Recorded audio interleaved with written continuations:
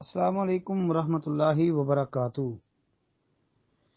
جی محترم بھائی نے یہ ایک پوسٹ سینڈ کی ہے 5 بابرکت راتیں لکھا جی 5 راتیں ایسی ہیں جس میں دعا رد نہیں کی جاتی: رجب کی پہلی رات، 15 شعبان، جمعرات اور جمعہ کی درمیانی رات، عید الفطر کی رات، عید الاضحیٰ کی رات۔ جی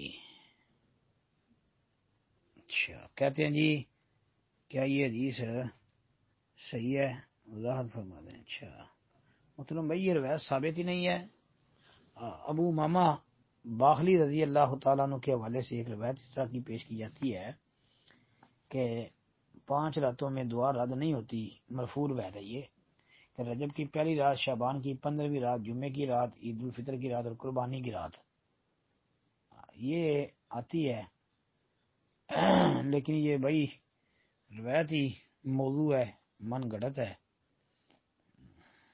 شیخ البانی رحمۃ اللہ علیہ نے سلسلہ حدیث ضعیفہ والموضوع کے اندر اس روایت کو موضوع قرار دیا ہے، جلد 3 سلسلہ ضعیفہ کی صفحہ نمبر 649، اور اس کے علاوہ ابن عساکر کی تاریخ دمشق وہ بھی دیکھ لیں، جلد 10 صفحہ 408۔